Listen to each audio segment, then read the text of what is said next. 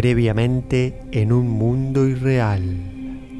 Bueno, más o menos todas estas informaciones que yo les dije ahora y a lo largo de todo el video las saqué de una visita que hice a varios sitios de internet y de una página de Instagram que conocí de unos locos fanáticos del Parque de la Ciudad y fanáticos de la torre, que se llama Torre Espacial OK, y bueno, de ahí saqué varias info que les fui contando en todo este video. Bueno, sin más, me despido de ustedes. ¡Nos vemos!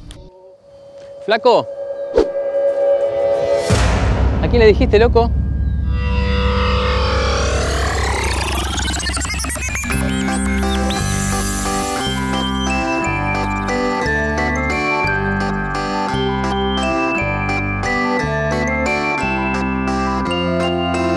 Bien, en el video de hoy tenemos a un invitado muy especial. Él se llama Hernán y es el creador, creo yo, de la página de Instagram Torre Espacial OK. Esta página se dedica, es una fanpage del Parque de la Ciudad y tenemos el honor de que hoy Hernán está acá con nosotros para, bueno, poder hablar del parque y que nos cuente distintas perspectivas e historias desde su punto de vista también, del punto de vista de un gran conocedor del Parque de la Ciudad.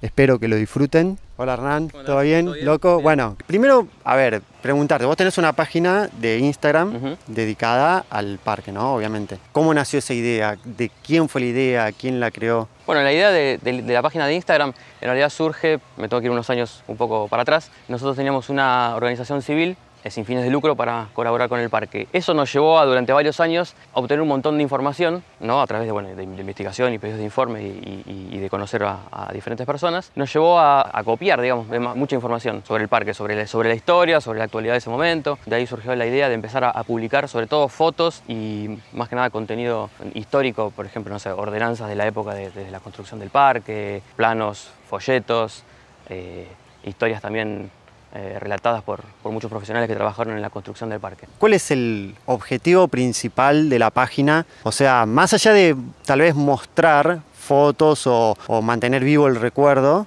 que calculo que ese es uno de los objetivos, ¿hay algún otro más aparte de ese? Como decís vos, mantener vivo el recuerdo, porque hay mucha gente que vino al parque cuando el parque funcionaba en su esplendor. Es recordar eso y también darle a conocer a la gente que no lo conoció qué es lo que hubo, o sea, cómo estaba equipado el parque, quién lo diseñó. Era algo fuera de lo común, absolutamente. Veníamos acostumbrados a Little Park como el gran parque de diversiones de la ciudad hasta ese momento. Entonces, bueno, esa es la idea. ¿Y algún objetivo así, o sea, querer construir algo a partir de eso? Pues yo veo que, por ejemplo, vos haces muchas visitas guiadas. Por ahora la idea de las visitas es justamente lo que hacemos desde Instagram, dar a conocer. Lo que pasa es que lo hacemos de otra forma, presencial, recorriendo el mismo lugar y mostrando lo que todavía queda y, bueno, en parte lo que ya no está. Suele venir mucha gente. Va, yo siempre veo que viene. Más o menos en las últimas visitas están viniendo alrededor de 100 personas. Que es una bocha. Tratamos de limitar ahí para que no sea complicado. Si yo estoy hablando acá y hay 200 personas, claro, el que está a lo último no va a escuchar nada. Ah, pero es un montonazo, 100 personas. Yo pensé que por los videos que vi pensé que venían un poquito menos, 50, pero claro, sí. No, lo que pasa es que hay mucho interés Claro. Y como no existe digamos, publicación de ese tipo de información en ningún otro lado, claro, hay mucha gente interesada. Sí, no, che, escúchame, ahí en el Instagram, o sea, recibís muchos mensajes, mucha gente que te cuenta anécdotas, algún mensaje raro, algo que recibas día a día. Sí, mensajes, la mayoría son consultas de cuándo abre el parque, horarios, valores, etc. Y en cuanto a anécdotas raras, no tanto. Sí por ahí comentarios. Yo a veces pongo, no sé, pongo una foto de un plano o de algo y alguien comenta, el famoso me contó el tío de mi abuelo, de mi primo, que tomó un café en la confitería giratoria, por ejemplo. Entonces, bueno, la confitería giratoria nunca existió. O sea, existen ese tipo de mitos o de historias basadas en algún mito sobre el parque o sobre la torre. Justamente tocaste un tema que está bueno. Vamos a hablar de algunos mitos, así que si te parece vamos un poco caminando y siguiendo hablando del parque, pero ya mostrando algunas cosas. ¿Dale? Perfecto, ningún problema. Buenísimo.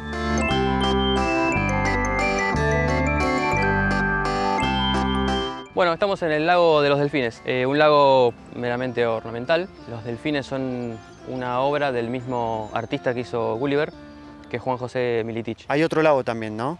acá. Sí, hay en el varios lagos parque. más. ¿Cuántos? Pensé que Dentro de había esta dos. parte habilitada del parque Sí. está el lago que compartía los sectores Carnaval y Latino, y del otro lado del parque que no podemos acceder hay dos lagos más del sector internacional. ¿Ahí en esos lagos también funcionaban los juegos de agua o eran simplemente de No, paisaje? juegos de agua en los lagos solamente en este de Latino y Carnaval, donde había, se llamaban hidropedales, que era el famoso Sí, el bote coso a ese. pedal como los de Palermo. ¿Los nombres de los sectores tenían alguna relación con los juegos que tenían o simplemente pusieron los nombres porque sí o qué? No, la idea original era, sí, que cada sector tenga la temática haciendo referencia al nombre del sector. Los 5 sectores eran Latino, Carnaval, Futuro, Fantasía e Internacional. Entonces, en base a esos nombres iba a ser la tematización de cada sector. Está lograda la tematización más que nada en las construcciones, boleterías, puestas de comidas, etc. Pero en algunos nombres de los juegos no sabemos si porque no llegaron a cambiárselo o no. Por ejemplo, en el sector latino había un juego que se llamaba Alpenblitz, o sea, Rayo de los Alpes, que con lo latino no tiene mucho que ver. Pero sí la estación de aerogóndolas del sector latino sí era colonial, o sea, con ese tipo de arquitectura que así hacía referencia. Me comentabas recién cuando no estábamos filmando que los delfines están pintados, pero no tendrían que estar pintados, ¿eso entendí yo? ¿O? No, a ver, están pintados, son de hormigón armado. O sea, durante muchísimo tiempo estuvo, digamos, el hormigón a la vista. Claro, o sea, la idea de el material original. Claro, la idea de hacerlo hormigón armado era que no requería mantenimiento, justamente. Claro. O sea, la idea original del artista era mantenerlos con el material a la vista, sin ninguna... Sí, creemos que sí, porque las dos obras, tanto los delfines como Gulliver, eran de hormigón armado. Gulliver sí estuvo pintado, supongo yo porque, digamos, al ser una figura humana y al tener, por ejemplo, un cinturón y zapatos, bueno, ahí habría que distinguir la ropa y eso, pero los delfines, hasta te diría que si no me equivoco, 2007 estuvieron siempre de color hormigón, el color natural. No se puede ir a ver al Gulliver, decís. No, No, está en la parte que no está habilitada del ¿y parque. por qué no la habilitan? Mirá, no sé, y preguntamos varias veces, se supone que por temas de seguridad, porque digamos aquella parte del parque no, a lo mejor para el público no están tan en condiciones como esta. De la mitad que no está abierta, una mitad de esa mitad está ocupada por el Ministerio de Educación, que tiene las colonias en el verano y escuela abierta durante todo el año. Esa parte está, en cuanto a parquización y a mantenimiento, está impecable. Claro. Impecable. Bueno, ya que estamos acá, atrás nuestro tenemos el Barrio Olímpico, que se construyó en el 2018, era, claro, para los Juegos Olímpicos de 2018. Pero esto era parte del parque. Claro, este edificio que vemos en particular se llama Edificio Lago Sur, que es, si te fijas... ¿Cuál, este de acá? Sí, este edificio se llama Lago Sur. Es totalmente diferente a todos los otros de la Villa Olímpica. Claro. Sí, es verdad. Es totalmente diferente. Creo que lo conozco del otro lado yo, sí, claro, sí, claro. es verdad. Atrás de este edificio todavía está la playa de estacionamiento, una de las playas de estacionamiento del parque que da sobre la avenida Roca. En lugar de este edificio iba a haber una montaña rusa con looping que se llama Shoot Loop, que era diseñada por el mismo fabricante que de la mayoría de las montañas que había en el parque. Ok, bueno, dale, seguimos.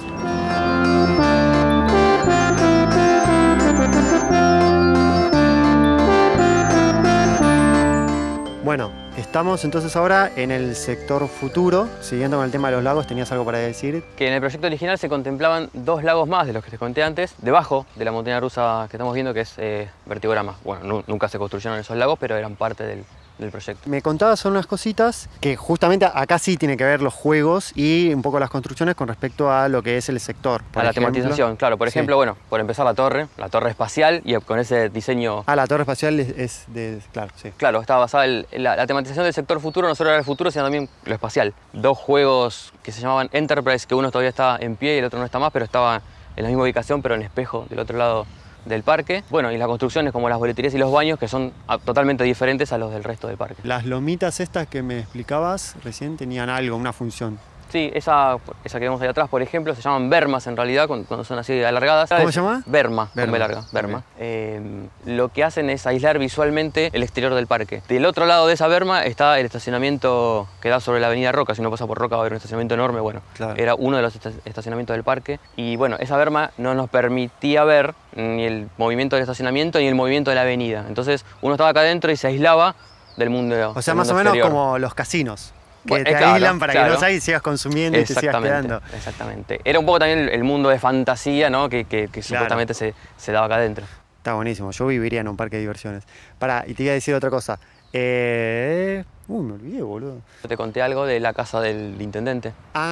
Bueno, eso sí. ¿Cómo era eso? Que la casa del intendente iba a estar detrás de cámara que el intendente iba a ser el ingeniero Omar Vázquez, que fue el que hizo la dirección de obra de la construcción de la torre y del parque entre el fines del 79 y el 82. Bueno, ¿y el tren qué perímetro recorría? Casi 4 kilómetros de recorrido. O sea, la idea era que en cada sector tenga su estación, salvo el sector futuro, que tenía dos. Como el sector futuro es el que está atrás y es alargado, una estación es la que está de atrás, eso que estamos viendo ahí, y otra estación del otro lado.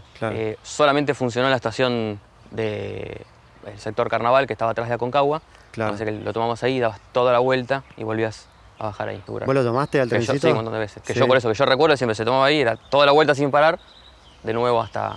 ¿Vos desde qué edad venías más o menos? Y desde los 10 más o menos, sí, los 10. Claro, sí, entonces consumiste los juegos de todas las edades, infantiles, medianos y de más grandes. Exactamente. Igual te empezaba a venir ya cuando arrancaba la decadencia. Sí, yo vine en el 93, 94 creo que ya en esa época ya estaba... Claro. Yo me acuerdo que en esa época estoy casi seguro que los juegos funcionaban para nosotros solos, o dos personas más. Tuvo una época, como hablábamos al principio cuando nos encontramos, tuvo mucho tiempo de invisibilidad, entonces la gente no sabía que estaba abierto, pasaba por la puerta y como no había ningún cartel ni había nada, gente en el parque, pero yo no recuerdo haber hecho cola y me acuerdo la montaña rusa estando yo solo y dos personas más, ponele, nada. Bueno, yo tuve de esas épocas, como decís vos, que el parque era para mí y para mis amigos, y también tuve momentos de hacer, qué sé yo, casi una hora de cola para subir. Claro, sí, en las mejores épocas.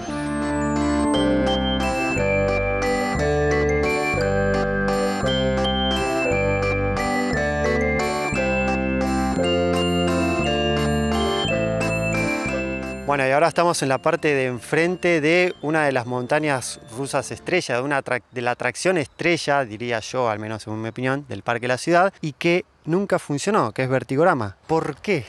Exactamente. Hubiese sido una atracción estrella, lo que pasa es que como nunca funcionó el público, atracciones estrella por ahí eran la Torre y Aconcagua, que era de las montañas rusas que funcionaron, Aconcagua era la más grande. Pero Vertigorama era la más grande del parque y en el momento de la construcción fue la montaña rusa de acero, de doble carril más grande del mundo. A ver, no funcionó al público. Sí funcionó cuando se terminó de hacer el montaje y hasta incluso gente que estaba trabajando acá en la construcción se dio un par de vueltas. Quedaban cosas por terminar, por ejemplo, la estación iba a tener un techo de lona como tiene el restaurante Techos Naranjas, pero mucho más grande. Y los tableros de control, bueno, hay un montón de cosas que no se instalaron porque todavía faltaban instalar al momento de que se le quita la concesión a Interama. Interama era una empresa privada que tenía la concesión para la construcción y la explotación del parque. Interama no cumplió con un montón de cosas, no solo de plazos, sino de pagos de millones de dólares que daban con avales el Banco Nación y otros bancos privados. ¿Qué fue, por una deuda al Estado? Sí, o sea, la concesión. Si bien Interama era una empresa privada, la plata que recibía para la construcción era del Estado. Entonces el Estado liberaba avales que se los daba Interama para que Interama siga construyendo y Interama en realidad gran parte de esa plata la llevó a Nueva York y la ponía a plazo fijo.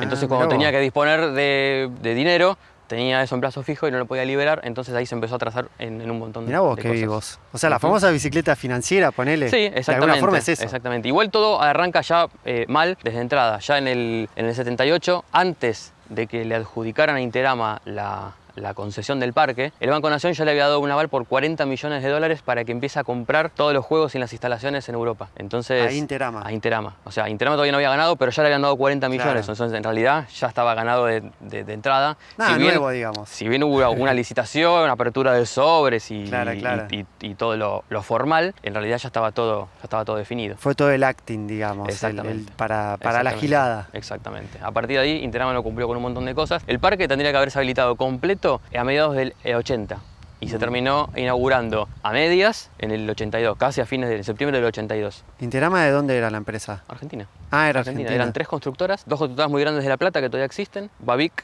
Sociedad Anónima era una, Codi, Sociedad Anónima era otra, e Hidrovial, Sociedad Anónima era la otra. 3 empresas, con todos sus dueños obviamente, más otras personas, otros unipersonales y otros militares en funciones y retirados de la época. Todos ellos se presentaron a la licitación con un proyecto que mandaron a hacer a Estados Unidos, que lo hizo Richard Battaglia, que Richard Battaglia fue el que hizo el diseño de muchos parques de Estados Unidos, como los Six Flags, las cadenas Marriott. Bueno, ese proyecto fue el que presentaron y, bueno, ganaron la licitación. O sea que estuvo bien quitada la concesión. Pues esa era una de mis preguntas. Sí. O sea, si realmente estuvo bien quitada la concesión o no fue una decisión arbitraria. No, la concesión estuvo bien quitada. Ahora, todo lo que vino después estuvo mal porque se tendría que haber reconcesionado inmediatamente. Hubo varios intentos de reconcesión. Lo que pasa es que había mucha deuda por medio. Todos los empleados que ya estaban trabajando acá, un juicio, imagínate que Interama automáticamente inicia acciones legales, no solo por lo que había puesto acá, que en realidad tampoco le pertenecía porque era plata que le había dado el Estado, sino por el lucro cesante, por toda la explotación que no iba a poder tener. Con semejante juicio de por medio, en realidad era muy difícil que alguien quisiera hacerse cargo. Después hubo un intento más concreto en el 98, vinieron Paramount y vino Warner a querer hacer una concesión del parque, obviamente equiparlo y ponerlo en condiciones, ¿no? Pero en la legislatura se votó que no. O sea, a mí me suena a curro. Puede ser, sí, puede ser. Podemos sospechar. Todo lo que sospechamos puede ser Pero válido. Claramente la mejor opción es manos privadas, digamos, una concesión, no que lo maneje 100% Es que fue el Estado. único caso de un parque de diversiones funcionando en manos del Estado. O sea, en el mundo no había otro parque de diversiones, encima de esta envergadura, en manos del Estado. Otro de los comentarios que debes recibir mucho en en tu página de Instagram, debe ser cómo dejaron que todo se venga abajo, cómo puede ser que bla, bla, o por qué dejaron en todas las fotos. Sí. Claro, porque, a ver, hay gente que no conoce la historia, qué pasó. Creen que el parque, es más, hay gente que todavía cree que el parque está cerrado. Bueno, otra cosa que te quería preguntar de esto. ¿Estos dos carriles funcionaban al mismo tiempo? O sea, ¿cuál era el mecanismo, la idea de este mecanismo? ¿Que los dos funcionen al mismo tiempo y los dos vayan tipo autitos chocadores? Competencia, claro. En realidad, el carril que estamos viendo más para acá, para nosotros, es como una vía de almacenamiento. O sea, fíjate que no continúa ni para adelante ni para atrás. Sí. Las dos vías son las que podemos ver allá en la subida, allá se ven perfectamente, una a la derecha y una a la izquierda. Sí. Pero la idea era así, era dos trenes subiendo al mismo tiempo y largándose, y en todo el recorrido, depende la curva si era interna o externa y el peso de cada tren por la gente, en un momento pasaba uno, en otro momento pasaba otro, esa era la gracia. La gracia de esta montaña rusa, una competencia entre los dos trenes.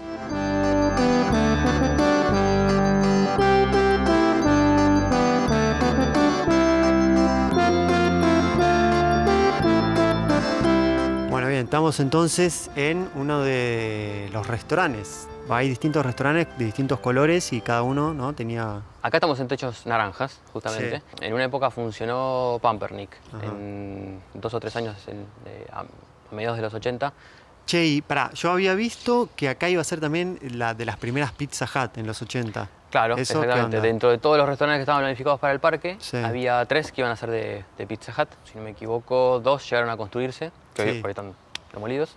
No funcionó ninguno. Todo el equipamiento de Pizza Hut vino de Estados Unidos. Sí, eso lo vi. Bandejas, pizzeras. ¿Vos tenés algo de eso? Algunas cosas tenemos, sí. Las cajas también. Cajas de las pizza, servilletas. unos mantelitos, eso lo vi. vasos. El típico vaso de hoy de cualquier comida rápida con la tapa, bueno, acá ya había llegado en el 79, ya había llegado. Claro.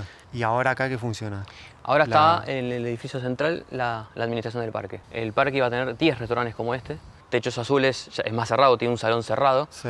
Ese no funciona, ¿no? Ahora Techos Azules se usa para los domingos, si no me equivoco, para milonga. Como tiene un salón grande, bailan milonga. Como restaurante no, ninguno. Estos dos que están espalda con espalda, aquel da al sector carnaval y acá estamos en el sector futuro.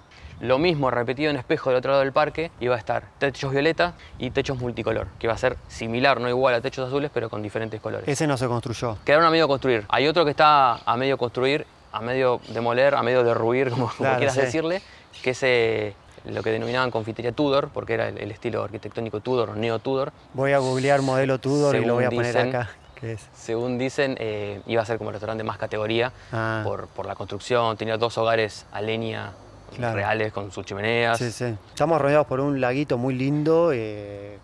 ¿Cómo eran los peces? Koi.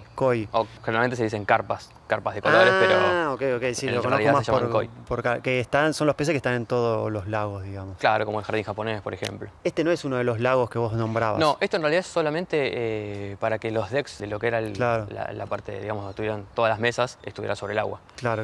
Esto estaba iluminado, atrás tuyo, y del otro lado lo mismo, hay una cascada que no está funcionando, pero ves esas piedras que hay ahí, allá, era una cascada de cada lado. Sí. Era muy pintoresco, imagínate todo iluminación rasante del agua. Está buenísimo, así como hasta ahora está buenísimo. Bien, me gustaría hablar de algunos, yo les llamo mitos o creencias, que algunas es por el boca en boca que yo las voy viendo. Por ejemplo, en la torre espacial todo el mundo dice que iba a haber una confitería giratoria. ¿Cómo es eso? Bien, la primera parte sí, confitería, Ah. pero no giratoria. Iba a haber un restaurante en la plataforma 1 y una confitería o un tipo salón Sí. en la plataforma 2 y en la plataforma 3 el mirador. Pero ninguno iba a ser giratorio. ¿Tenés idea de dónde salió eso? ¿Alguien tiró la data o había intención o no? Creemos que la cosa arrancó en una nota que salió en la revista Gente del 78, donde hablaba del proyecto sin que todavía se supiera demasiado y hablaba de una confitería, creo que a 160 metros de altura, que podría llegar a ser giratoria, pero nada más. Bueno, y otro que eso hasta, no sé, mis viejos me lo dijeron, yo decía, no, no es cierto, pero bueno, es como un efecto Mandela, como una creencia que tienen muchos, que este parque lo cerraron porque había habido un accidente fatal. O sea, yo lo escuché bastante eso, Sí, y de distintas personas. es un poco una mezcla de todos. Hubo un accidente con un operario del juego Huracán, el operador salió volando del juego y murió, y a partir de eso se hicieron denuncias, ¿no? por el estado de algunos juegos, Sí. y en 2003 el juez Gallardo de la ciudad en ese momento, no sé si seguirá ejerciendo, Sí. junto con los bomberos de la Policía Federal, hicieron un relevamiento en todos los juegos y en 12 detectaron que habían fallas relativamente menores. Sí. Y clausuró solamente los 12 juegos, no todo el parque. Pero el entonces jefe de gobierno Aníbal Ibarra decidió cerrar el parque completo para, según él, ponerlo en condiciones y que eso iba a durar más o menos un mes, pero en realidad fueron 4 años de abandono, y cuando se volvió a abrir el parque ya era más difícil todavía volver a recuperar, que todavía eran recuperables, pero era más difícil después de 4 años de inactividad. ¿Por qué? Que de hecho te lo preguntaron recién unas personas que estaban por acá caminando. ¿Por qué está cerrada la torre espacial? ¿Por qué no se puede subir? Se cerró en diciembre de 2017, la resolución dice por temas de seguridad. Al principio creíamos que la cosa era grave, que se iba a caer en una semana o que no sé, iba a pasar algo grave. Empezó a pasar el tiempo, bueno, arrancó la pandemia y antes de la pandemia se habían empezado a hacer estudios con una empresa de ingeniería, de estudios de la estructura general de la torre y del estado de los tensores. Bueno, obtuvimos esos estudios, se los entregamos al ingeniero Omar Vázquez, con quien tenemos contacto diario, diría, que es el que hizo la dirección de obra de la construcción de la torre. Él los analizó y en realidad no hay ningún peligro inminente, ni de derrumbe, ni de corte de tensores, ni de nada de eso. Hay un tema con habilitación de ascensores y algunas modificaciones que tienen que hacer con esos ascensores. Lo que pasa es que esa información es muy hermética, entonces justamente eso da lugar a que se creen un montón de mitos y un montón de historias en cuanto al cierre de la torre.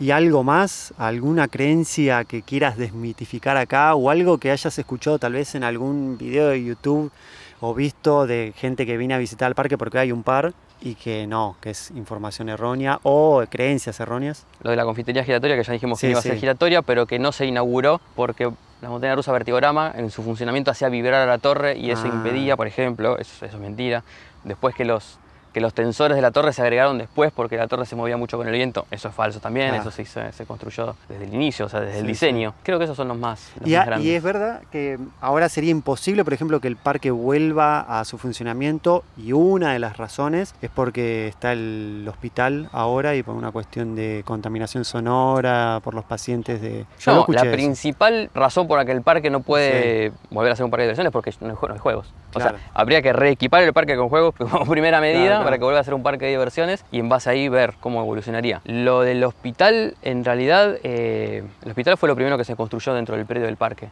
y cortó el recorrido del trencito, Claro. que hasta ese momento, digamos, se podría llegar a Sí, sí. haber desviado. Hoy en día, con la construcción de la Villa Olímpica, ya pensar en el Claro. trencito es salvo que él vaya y vuelva en una parte, nada más. Claro, claro. Pero bueno, esa es la realidad del parque hoy, pensando en volver a tener un parque de diversiones, no.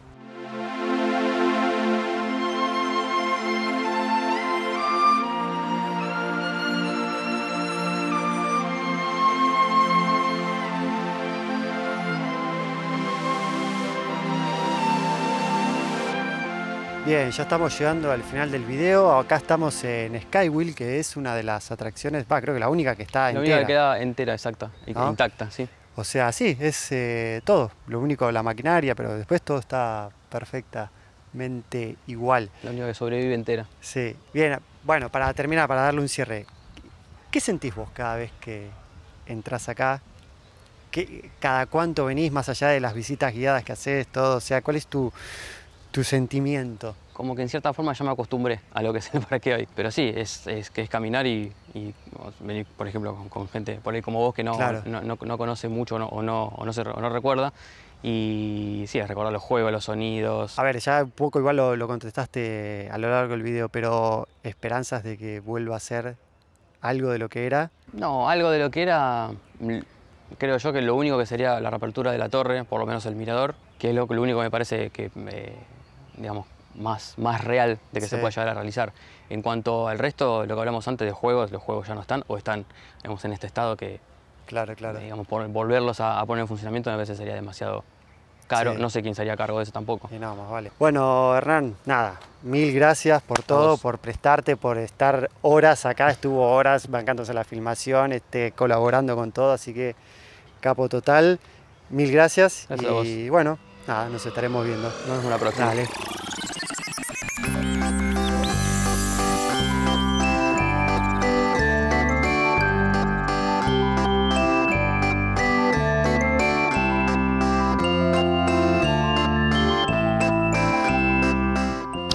Flaco,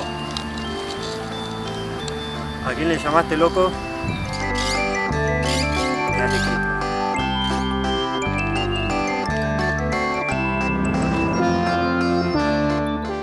Me perdí, pará. Claro, cuando yo salto ahí de... Cuando vos saltas, ahí me listo, dale. llamás.